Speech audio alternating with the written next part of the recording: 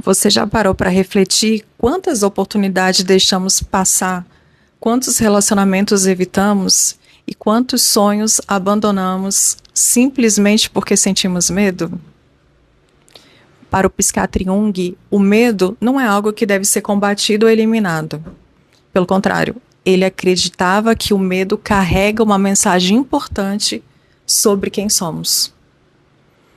Basicamente, aquilo que mais tememos costuma apontar para algo que precisa ser desenvolvido dentro de nós.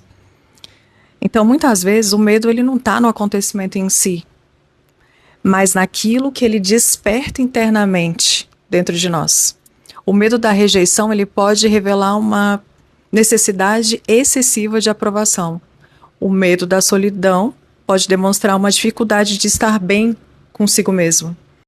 O medo do fracasso pode esconder a crença de que o próprio valor depende dos resultados que temos que alcançar. O medo do julgamento pode revelar uma parte da personalidade que ainda não foi aceita. Em outras palavras, o medo frequentemente surge quando estamos diante de algo que nos desafia a imagem que construímos de nós mesmos. O problema não é sentir medo.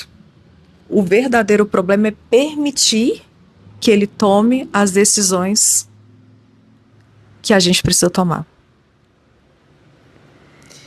E quando isso acontece, a gente começa a ter uma vida extremamente limitada, porque a gente para de falar o que a gente pensa com medo de crítica, a gente permanece em relacionamento com medo da solidão, a gente adia projetos porque acreditamos não estarmos prontos e aceitamos menos do que desejamos porque temos medo de perder aquilo que já possuímos. Isso, ao longo prazo, vai gerar frustração, ressentimento e uma sensação de que estamos vivendo abaixo do nosso potencial. Aquilo que evitamos conscientemente costuma crescer no inconsciente. Então, quanto mais a gente fugir dos nossos medos, maiores eles vão parecer se tornar. Um dos conceitos do Jung, que é o de sombra, representa tudo aquilo que nós projetamos, né? Nossas fragilidades, nossas emoções, desejos, etc.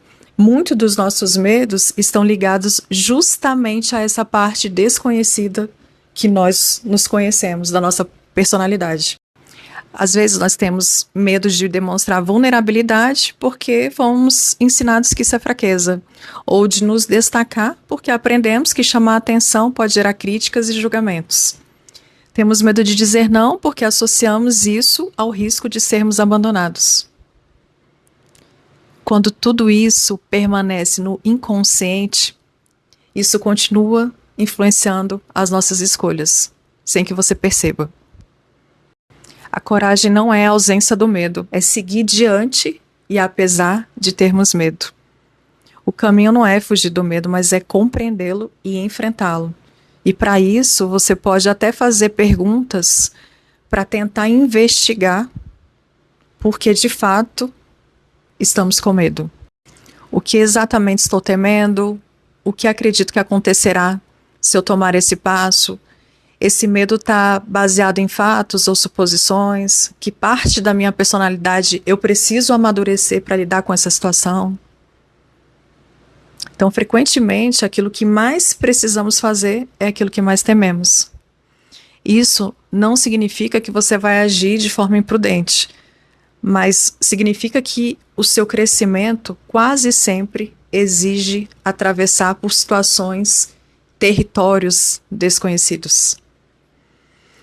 A pessoa que tem medo de se expor, talvez tenha que aprender a mostrar a sua autenticidade. Quem tem medo de ficar sozinho, talvez precise aprender a lidar com a sua própria companhia. Quem tem medo do fracasso, talvez precise entender que errar faz parte do processo de evolução.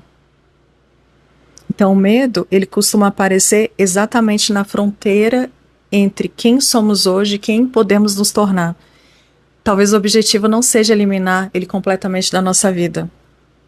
O objetivo é aprender a caminhar com ele.